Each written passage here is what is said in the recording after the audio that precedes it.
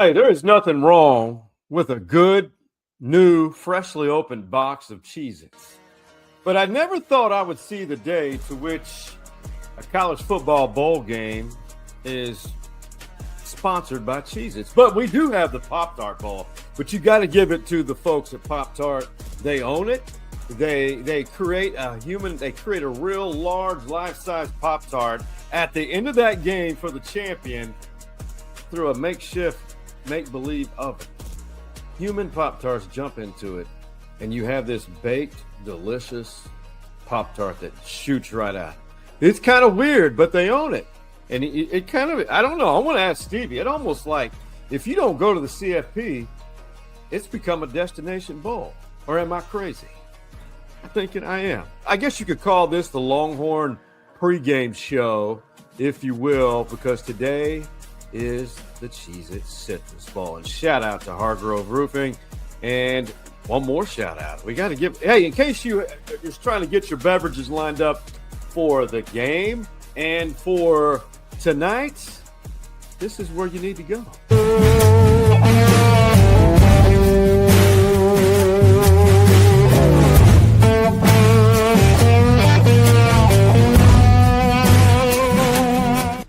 Yeah, Northwest Hills Liquor on Far West Boulevard. Dave Ramirez, where he really emphasizes you're not a customer, you're a guest, good friend of the pod. Hey, I'm almost positive he and Stevie Lee are going to link up and smoke a few stogies one day and discuss their love for certain wines and bourbons. But I do want to play for you before we go to Stevie Lee.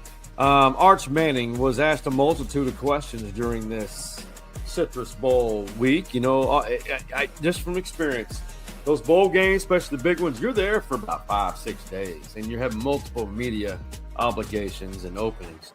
It gets old. It gets really old. And I can only imagine how old it gets for a player when you're saying the same things over and over and over. That's when you got to get creative.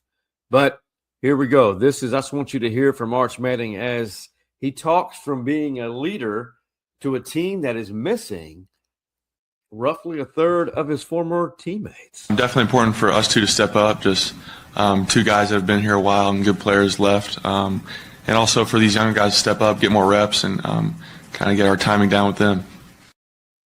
Stevie's been there. He's been the underclassman, become the upperclassman. And let's not waste any more time. Episode 4504. Let's ride.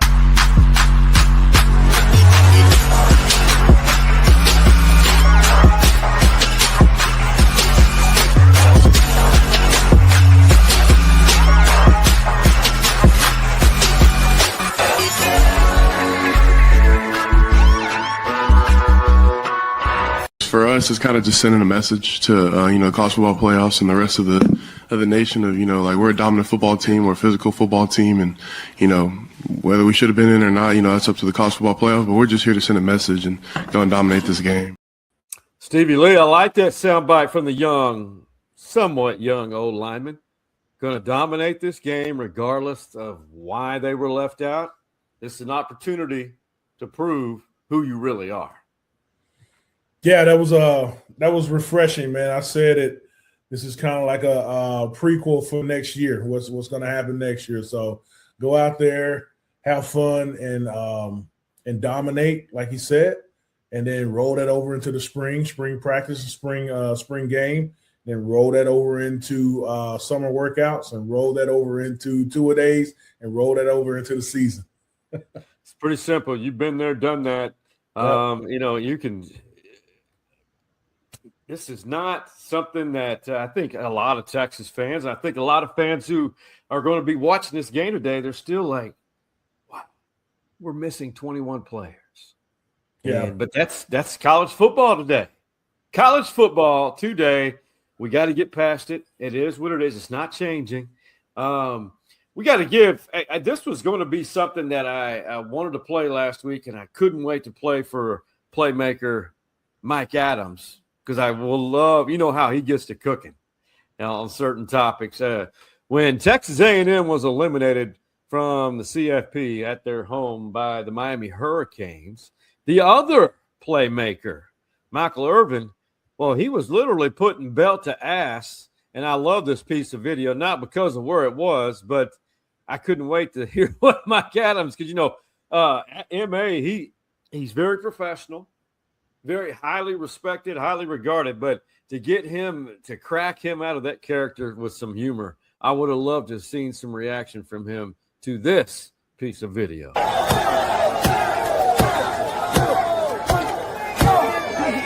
what we did. We came to put belts.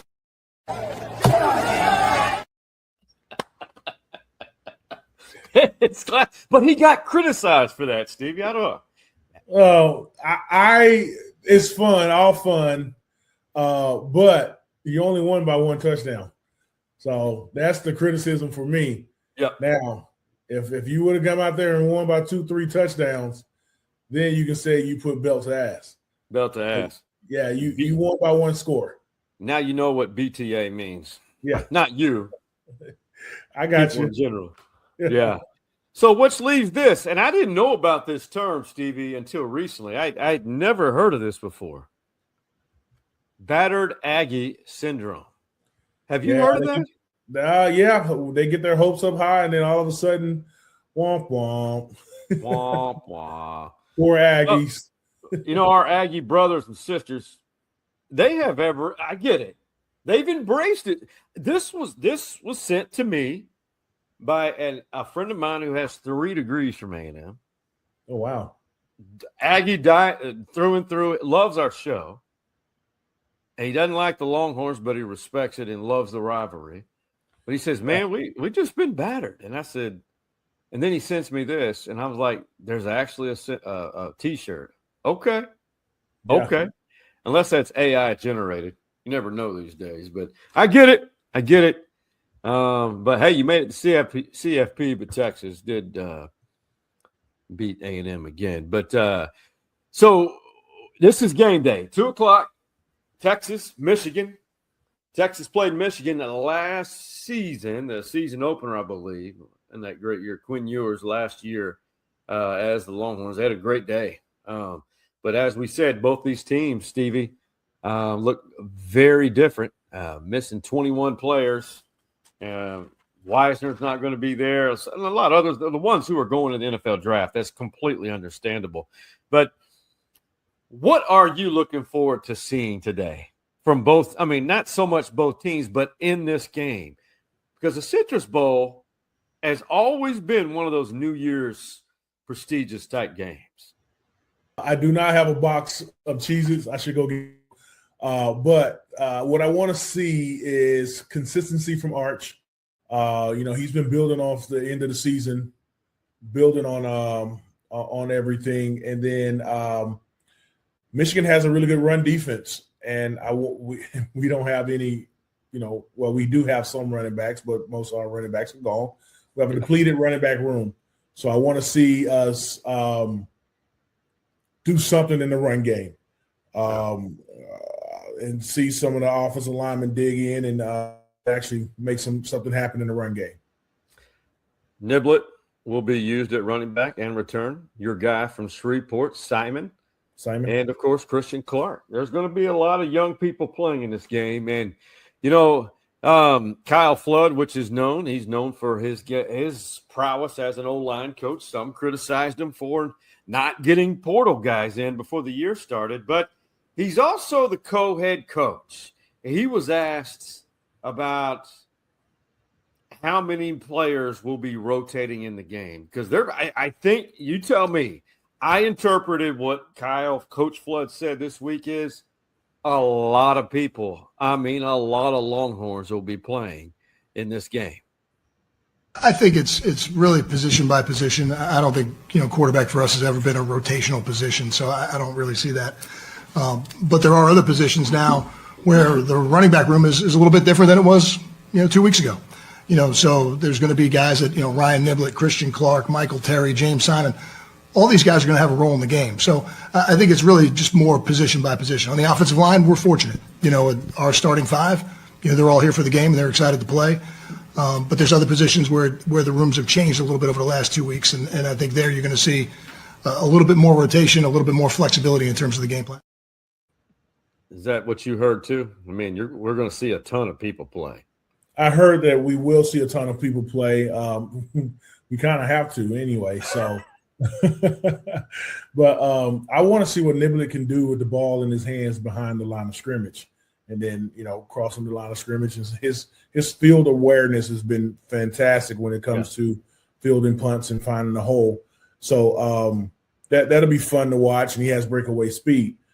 I just want some consistency from the offense.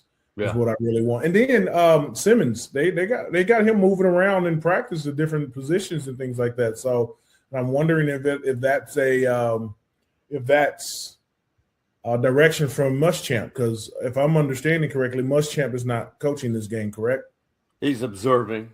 He's observing. To my knowledge, hell, I've been known to be wrong. Yeah, so I'm looking forward to seeing.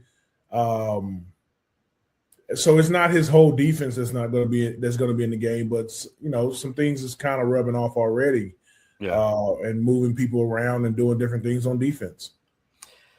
And it's good because Colin Simmons is one of those versatile guys. And speaking of, that's a great, nice segue there, Stevie. That back end of the defense or the defensive backfield, they're missing some guys. And Anthony Hill, they're going to the NFL. And we're talking guys who are going to the NFL. And you just mentioned it. Will Muschamp's coming back. Pete Kwiatkowski gone. I thought did a great job, but there was something there that it was time. Reasons we're not aware of yet.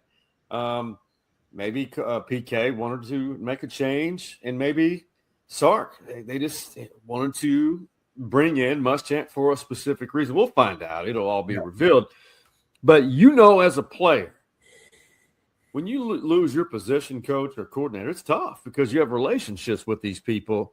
And you mentioned it, Colin Simmons, well, he point blank said this was not an easy transition. That one hurt a little bit, with PK being my coach coming in from high school. Putting me in the right positions to go make plays and stuff like that. But, like Coach Nansen said, it's a business and, things happen. So all we got to do is just, keep on building from that. That's all you can do. How do you handle? I mean, well, can you get into it? Yeah, I'm glad he said that it is a business, because he's going to, if he goes on to play in the NFL, goes on to play life after college football, it is a business, and things like this happens. So, you're a football player. Coaches coach and players play. So go and play, just play. And I understand it. There's a bond that you have with your coach that gets here. I had a bond with Carl Reese, and then Coach Brown made a decision. Yeah, no question. Coach Brown made a decision to hire Greg Robinson also. Oh, right? Yeah. So, and Dick Tomey. Oh my God! Yes. Yeah, exactly, man. I feel like I'm getting old, man. All my coaches are dying off. Whoa. But yeah. So, it was a little bit of a transition, shocker at first, but then when Greg Robinson came in, he was like, "Oh, okay, this is some new energy in the building right now," and it actually worked out for us. No, that's a good perspective. And, am I reading too much into this? I'm not going to be one of those guys that, because you can't judge what's going on behind the scenes by interviews. All the players have been great in the interviews leading up to this game, but they don't look overly enthused. It's either because they're ready to play, or what do you? I mean, am I reading too much into it? I've seen enough. There's some things that you can read into it. You have to be at the bowl game a week before the kickoff, right? And so that spilled into Christmas, right? And so, people are at home and enjoying the Christmas life, and then all of a sudden you have to go and play a game and down in Florida, and some people think that Florida's not the best place, but I like it. It may be an energy deal where you're going up against a depleted Michigan team. Michigan has a lot going on, and they all of a sudden have to play a football game. So it's I always got up for the Bulls because as an underclassman, I played for my upperclassmen. You always want them to go out on a win. And then my senior year, I was in between of still working out for scouts or hanging it up. So I was like, this might be my last time putting on a uniform, and come to find out it was.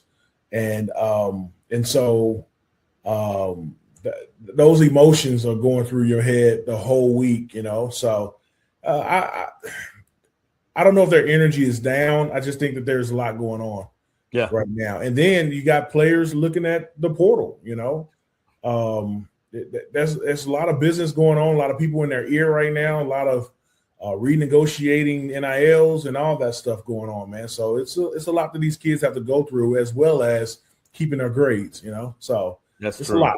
Yeah, it's a lot for a young person. And if you go back and watch our debut with Tess, she calls it. That's our series. She calls it semi-monthly. We talk about the NIL. These kids get their valuations, and that's what they present to the table in the renegotiation.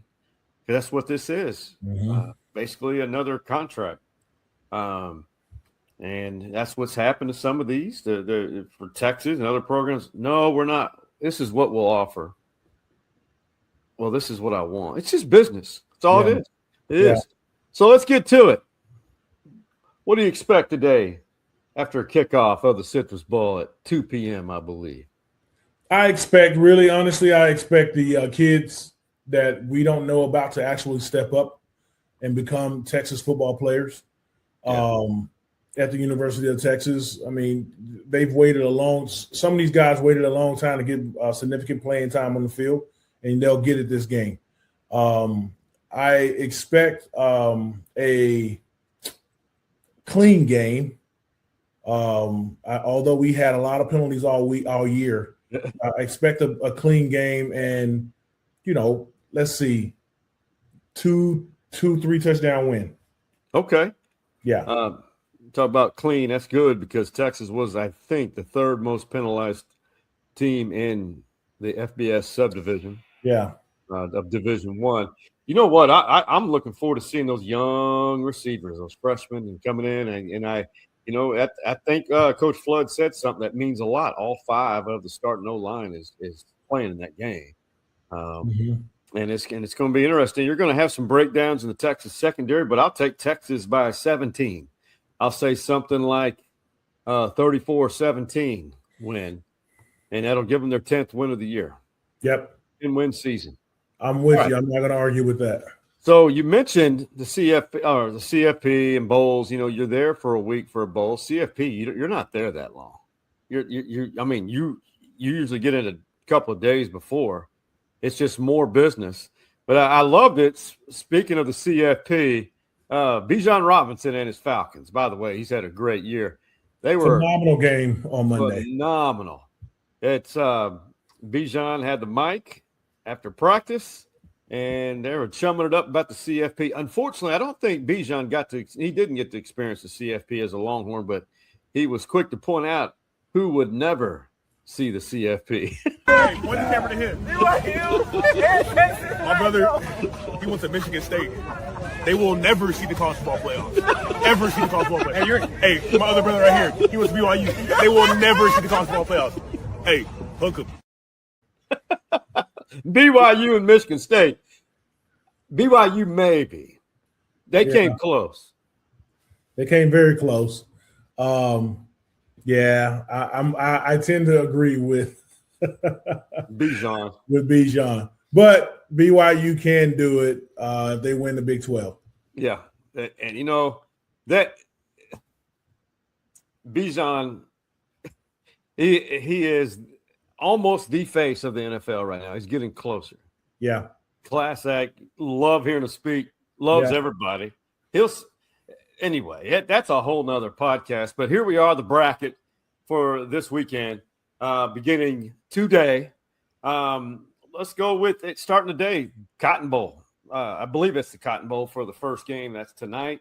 Or just go around the horn, man. Let's start from right to left. Who are your picks to advance? From right to left, I got Ohio State and Georgia advancing. Okay. And then, I got Oregon.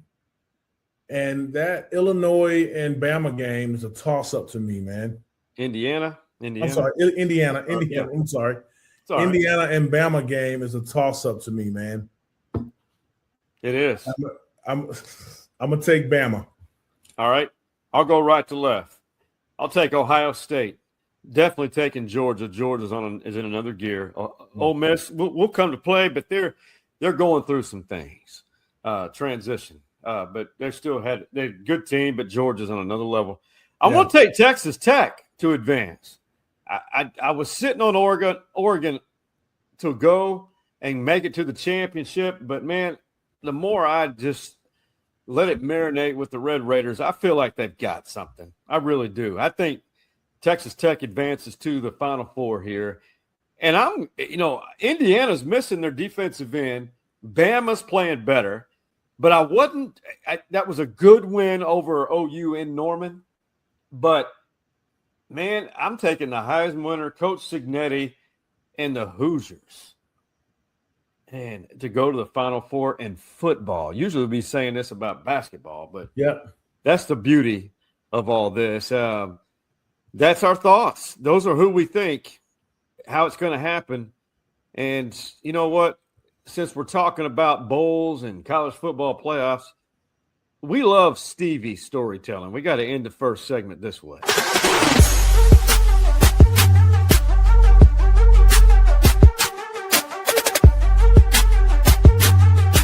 All right, Stevie, real quick.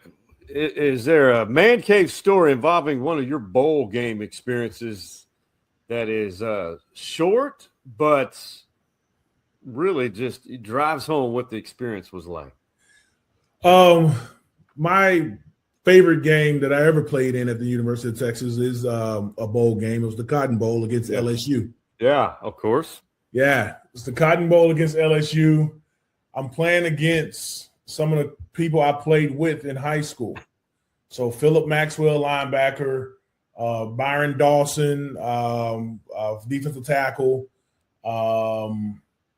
couple other guys on offense that I played with, and then played against Josh Reed, who was there. I believe he was there. And then the running back who we recruited really, really hard, and he ended up going to LSU. So that was my favorite game to ever play in at the University of Texas because I was playing against some guys from Louisiana that I played with and played against in Louisiana. And leading up to that bowl week, it was a lot of fun. I've actually I went to lunch about a month ago with Philip Maxwell, who spends half his time here in Austin. He was a linebacker there. He remembers talking a lot of trash to where he had gotten in trouble for talking too much trash during the bowl week, not even at the game, like leading up to the game. And he was telling us, we're going to kick there or whatever. He was just being a freshman. Yeah. And that was the start of the restart, I guess, of the Nick Saban legend, the legend of Nick Saban.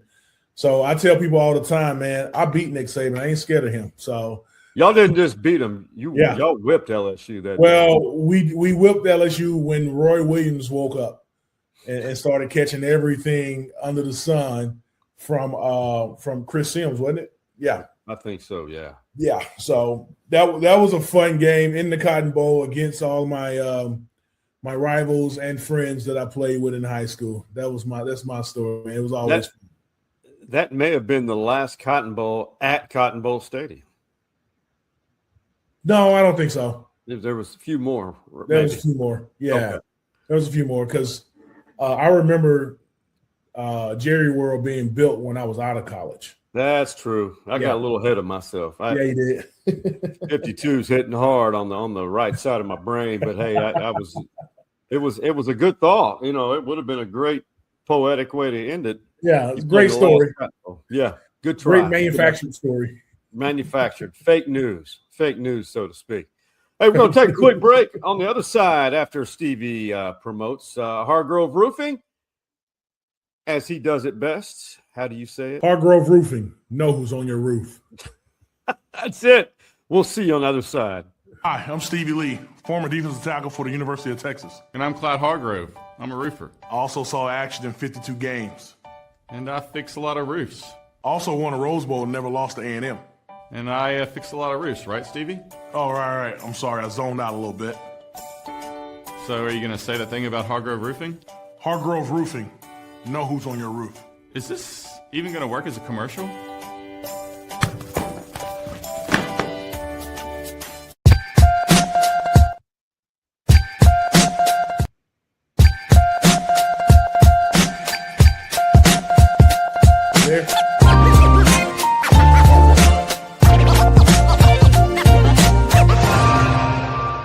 I just walked past my refrigerator and noticed that there was some new artwork that was not there before. And at first glance, I thought maybe it was something one of my kids drew. But no! Here we have a little Mickey Mouse, stained glass situation, a cat, great stuff from the kids. And then I noticed, do you want to know who made that? I'll give you one guess. I found a brand new box of crayons that we haven't used, and I was bored. Explain your drawing. Rocket ship. A rocket ship. It says, next stop, Uranus. It's where this guy's traveling to. You see how the marks mean it's going fast. This is the fuel line. That's the fuel line? The fuel line. Fuel tanks, squishy, so when they land, it's not a bumpy landing. A window? Yeah. And there's a little man. Probably a bunch of little men inside here somewhere, probably too. There's a large crew. There's a big crew on this ship. It's bigger. It says, next stop, Uranus. Oh, the planet. The planet Uranus. Right. Uranus. That's what you meant? Yeah. Gotta go. Okay. So the beautiful lady friend in my life said that man in that video was 138% me, something I would do. 100%. Hey, man, tell me something good. All right, my brother. Cheez-Its Citrus Bowl, game day. Tell me something good, my brother. Something good is we get to see our Longhorns one last time on the field today, and I'm really looking forward to it. And I'm really, really looking forward to next year and what we have in store for next year, man. It's going to be fun. I'm looking forward to it. I do too. I'll tell you something good. I think we can all say that there's something beautiful about we're on the last day of the year, 2025. Many blessings to all of you. The good thing I was going to say, man, it didn't start really well last year, but it is ending a tremendous way, and I hope it's doing the same thing for you.